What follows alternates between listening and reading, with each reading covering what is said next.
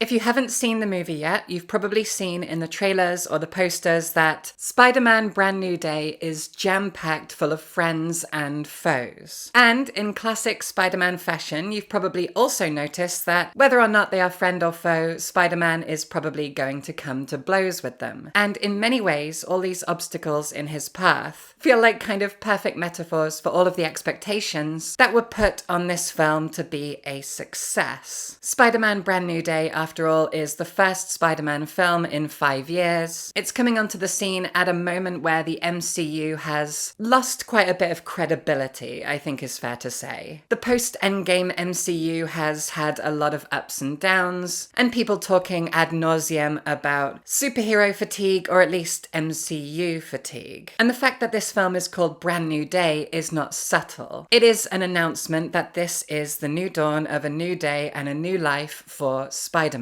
Kind of. And yes, I am aware that Brand New Day is a name that was lifted from a comic book from, I want to say, like 2012 by Dan Slott and Steve McNiven, which served at the time as a kind of jumping on point to new fans, because comic books do this a lot, because comic book stories get convoluted. And as someone who is way more of a DC Comics fan than a Marvel Comics fan, I know that better than anyone. Every time a crisis comes around, and that's literally what they're called in the DC universe, you know that the entire universe is about to get shaken up for the 18th time. I get it. And it's very obvious that the MCU, by following the convoluted mess that is the comic book world, is falling into this trap as well. Things have gotten too confusing. The fact that increasingly it feels like the films are being rushed out, not being made with as much time and care, and I mean, I can go into that all day. This isn't an MCU criticism video. This is a video talking about why Spider-Man Brand New Day works as well as it does. It is not a perfect film, but I will confidently say that this is the best post-Endgame MCU film since Shang-Chi, which makes sense since the director of this film was the director and writer of Shang-Chi. So I guess we should start there, right?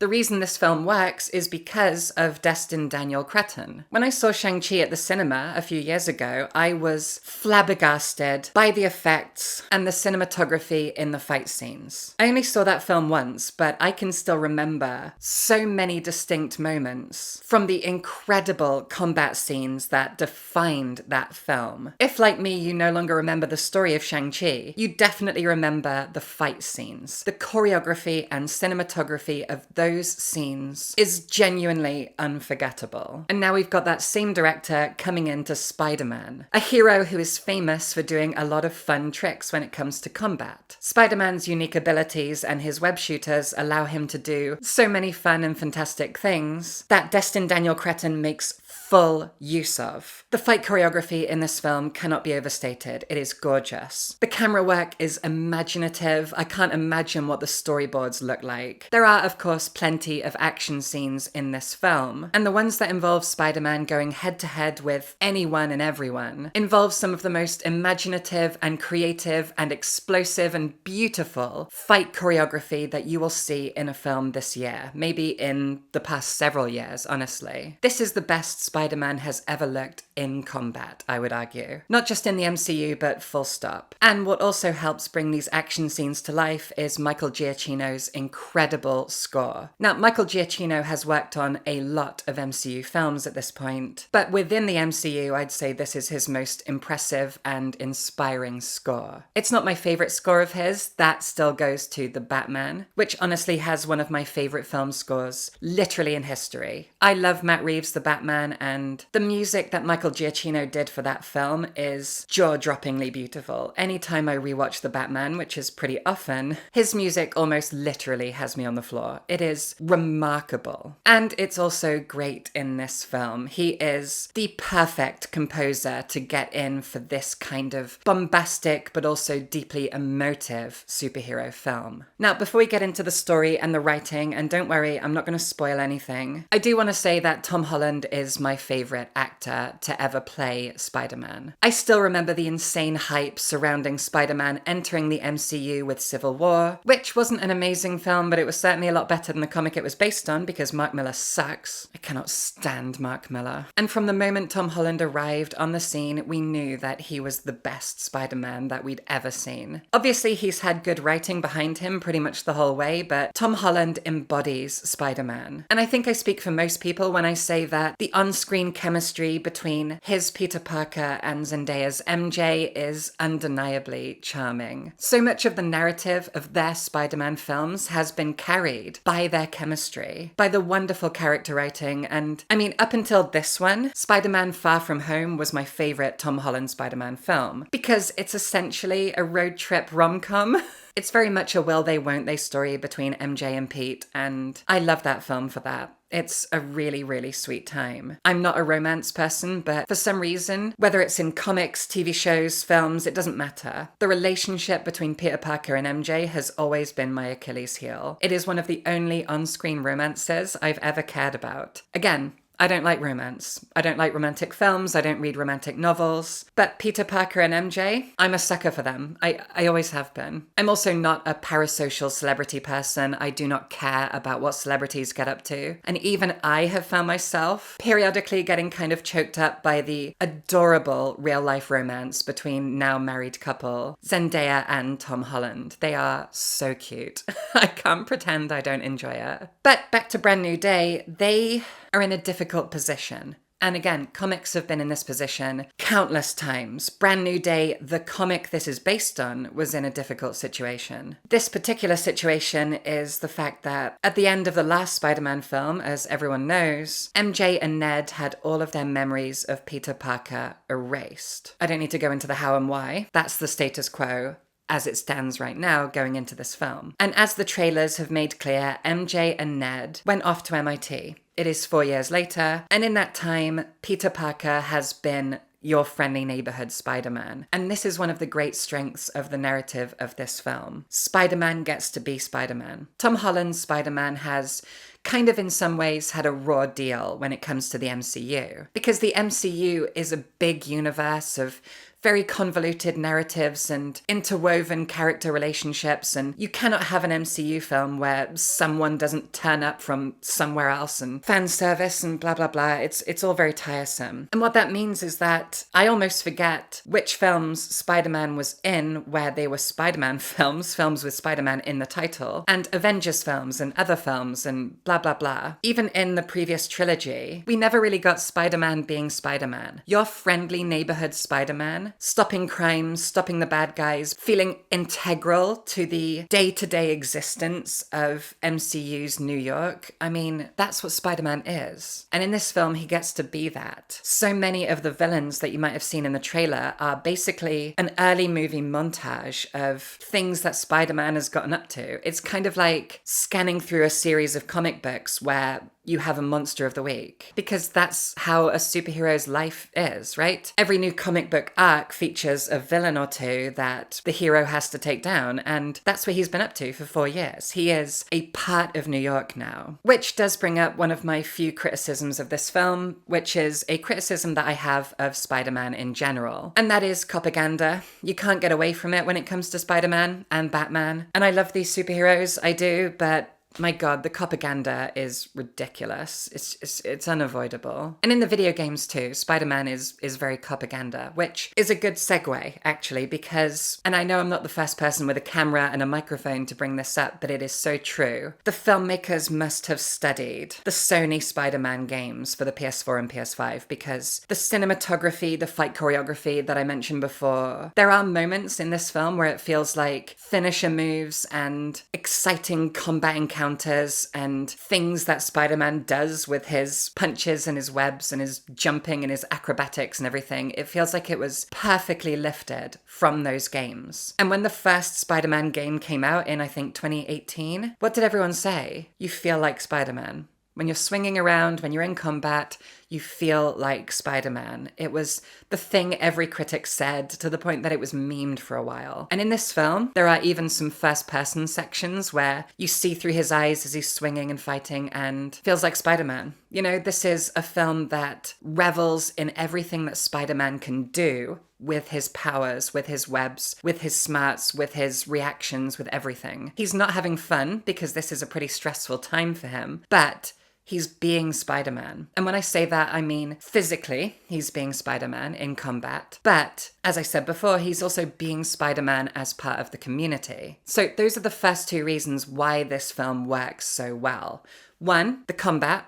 And also, so much of the combat is very obviously real. These are tangible, practical effects. The suit is real. I swear there are even moments where you can see the wires during the fighting and the jumping around. It's all so tangible. Everything's real. The CGI was clearly kept to a minimum. Everything feels so viscerally in the room with you. And that helps. God, it helps. I love practical effects, and this film revels in them. It's beautiful. It is shot so gorgeously. The costuming is stunning, and I keep saying it, the cinematography and choreography, it's to die for. So that's one reason this film works, is because it is Spider-Man combat being the best it's ever looked. And the other reason, as I said, Spider-Man feels like your friendly neighborhood Spider-Man. He has spent 4 or 5 years being the Spider-Man of New York. He's not been an Avenger. He's not been going off into space and doing whatever. He's been in New York, being Spider-Man. And that's gorgeous. And the third reason it works is the pacing, the editing, the writing, everything that goes into the production of the chronology of a film. That was a very messy way to put it, but so many Spider-Man films have been hampered by the inclusion of too many characters and specifically too many villains. Now, this film seems to have the same problem. Looking at the trailers, the posters, I was like, okay, we've got a repeat of Spider-Man 3 and then Amazing Spider-Man 2, and it's going to happen again, right? This has to not work. They're not learning their lessons. Now, they haven't learned their lesson, but it doesn't matter this time because they made it work, which is incredible. You've got Sadie Sink playing the mystery character that everyone has speculated about, and I won't spoil it. You've got multiple B and C list villains, at least having a few minutes of screen time each. You've got John Bernthal being the Punisher. That's the big one. You've got the Hand. You've got some mystery organization that he's involved with. And most crucially for me was the relationship between him and MJ and Ned, and whether or not that relationship would be fixed after the events of No Way Home. There are a lot of plates spinning, and it works. My God, it actually works. The Hulk as well. I forgot about the Hulk. Now, there is a fight scene with the Hulk. That's in the trailer. That's not a spoiler. And I will say, I was in a packed cinema. I was there alone, and I was next to a guy who was also alone. He was just sitting there the whole time, enjoying the film, not making a peep. And then when the Hulk fight scene started, this guy next to me, he started making Hulk noises. He got very excited. He was breathing heavily. Oh my God. If he had turned into the Hulk in that moment, I wouldn't have been surprised. It was adorable. The guy really likes the Hulk. And the reason it works is because none of these characters, apart from this, as I said, kind of comic book flipping Monster of the Week Rogues Gallery montage that we get early on, apart from that, which serves really well to cement what Spider-Man has been up to for the past 4 years. Apart from that, every single character that is brought into this film is given respect and time and emotion and an arc of their own. They all have a reason to be. They all have a reason to help Spider-Man. Even the Hulk, even Bruce Banner, who is given the least to do, kind of. Even with him, we are given a kind of insight into what Bruce Banner has been up to for the past few years. Teaching at Empire State University, keeping the Hulk in check, getting on with his life as Bruce Banner, as a scientist, as a teacher. It's really lovely. Even he gets enough of a sense of ego and importance and consideration from the filmmakers to make it feel like he's not a cameo in Peter Parker's story. Instead, their stories are just kind of crossing over for a moment. Bruce Banner's inclusion into this feels meaningful for Bruce Banner. We get an insight into who he is at this moment, as if this world is tangible and the characters are getting older and getting on with their lives, and we just kind of check in to see what he's up to. But then he is in this story physically, and he has to be a part of this unfolding mystery, and his part is brilliant. And then we get John Bernthal's Punisher, and here's the thing, if there is a theme to this film, it is friendship. It is connection, camaraderie, working together, teamwork, etc. Friendship is front and center. And it makes sense because at the end of the last film, Spider-Man was cut off from everyone. He has spent 4 years being Spider-Man, but also, as Peter Parker, he has just stalked his ex-girlfriend and ex-best friend on Instagram and TikTok. That's what he's been up to the whole time, just living vicariously through them as they post about MIT. Well, Ned posts about MIT. And their entire 4 years at college. It's really sad, it's really dark. And so the brand new day is Peter Parker learning that he needs friends, that he needs a network, that he needs a found family of his own. And that's why Punisher was such a good choice of team-up partnership for this film, because he also is famously alone. He is crooked and broken by the terrible tragedies that beset him. And so he's kind of a perfect mirror to this version of Spider-Man at this time in his life, right? Spider-Man is struggling, he's alone, he's vulnerable. And I did see someone online talk about this kind of toxic trope of the lonely man, the macho loner, lone wolf guy, and how Spider-Man has always been a young, relatable, sweet, funny, affable, non-toxic individual. But at the end of No Way Home, that was kind of setting up Spider-Man to be a lone wolf, a depressed, tortured, traumatized young man. And men need friends just like anyone else. Men are people too. The male loneliness epidemic, blah, blah, blah. We know about this. We do not want the most popular superhero in the world to be any kind of poster boy for the romanticization of male loneliness. That is not a good look. That is definitely not what we're going for. And No Way Home kind of set that up. And it's not what we get here. Not at all. Because in this film, he has a professional relationship with the Punisher, which is not healthy. And that professional relationship morphs into a friendship.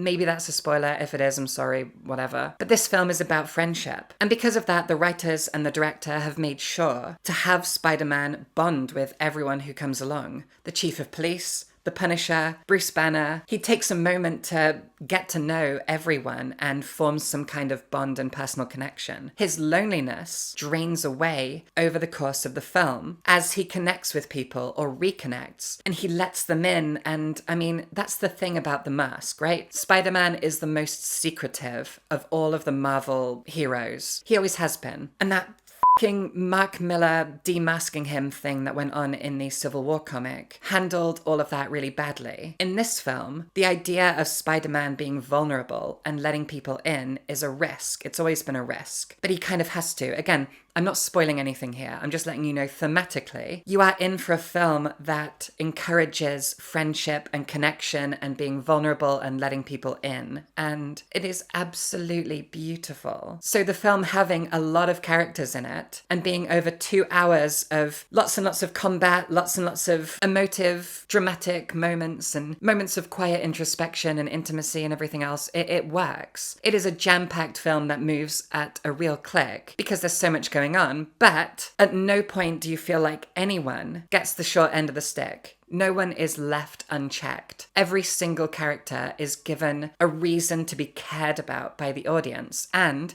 by Spider-Man. And Spider-Man cares. He cares about his city, he cares about his friends. That's always been his thing. He is your friendly neighborhood Spider-Man. This film is all about that. It's all about him being friendly. The film opens by establishing that he has become the Spider-Man of New York that everyone loves. But also, he doesn't have any friends. And he's the friendly neighborhood Spider-Man. So, make some fucking friends, Spidey. And he does. So that's why this film works. There are 3 reasons. 1, incredible fight choreography, cinematography, absolutely beautiful. 2, the fact that he feels like the friendly neighborhood Spider-Man. And 3, the theme of connection. The fact that this film is about him reconnecting with people and making new friends and being vulnerable and letting them in. So visually, narratively, and thematically, this film works. It's not perfect. It's still not as good as Spider-Man 2 by Sam Raimi. Nothing will be. That's ridiculous. But I would say this is the best Spider-Man film since that. since Sam Raimi's Spider-Man 2 in 2004. So that means it's the best Spider-Man film in 22 years. Congratulations to everyone involved. It's stunning. I personally have very little love left for the MCU. I don't care. But I always care about Spider-Man. And the fact that this film works as a gorgeous Spider-Man movie. And it has 3 big reasons why it works, and yeah, it's beautiful. Spider-Man is back. I don't care if the MCU is back. I don't care about Doomsday. I wanted a good Spider-Man film, and I got one. So check it out. Also, if you enjoyed this, Patreon, book channel, go check it all out. I would love your support. Thank you so much. Subscribe for films.